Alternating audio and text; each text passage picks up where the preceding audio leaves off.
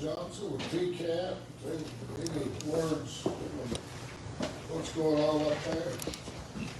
Oh, well, a few. Of course, truck driving is front and center right now. For the biggest part of the last 2 weeks, the instructors have been on the road to different programs, looking at how they are set up, what they do, looking at the legislation, basically doing things to try to continue to stay on path for the January of 2023 start.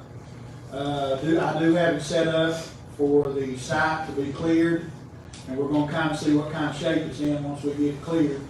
Both sides of the field down there. You think about that little road that goes between those, both sides of that. We have posts in place. We've not poured the concrete yet for the gates. We do have those set, so that's the site work we've done. I would like to, just for a minute, there's been a lot of questions about 18-year-old drivers. I want 18 to 20-year-old drivers to know that they can only operate in the state 100 miles from their job, and a company must sign for that person. I'm going to use the word sign back, or whatever kind of word you want to use there. A good example we have is a young man that's probably going to more likely be in our first class that is a lineman right now, and his company wants him to get a Class A to be able to drive trucks. And they're going to back him to do that.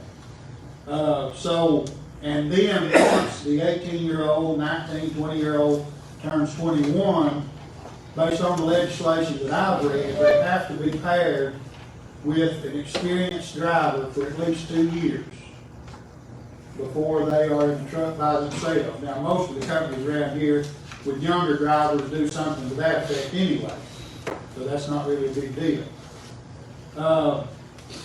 As far as students, and I believe, of course, that's set in stone because that's right out of the legislation.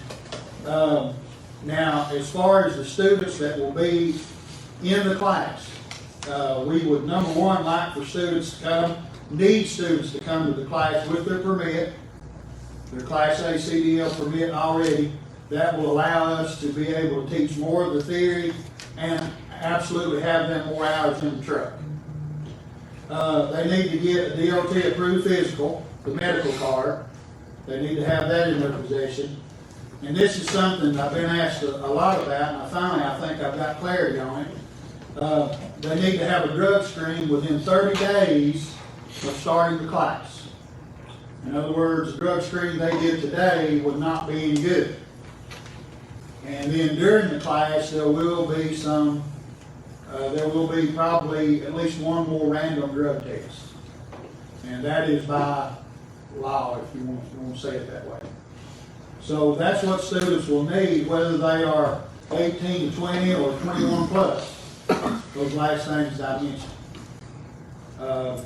And we had an orientation yesterday.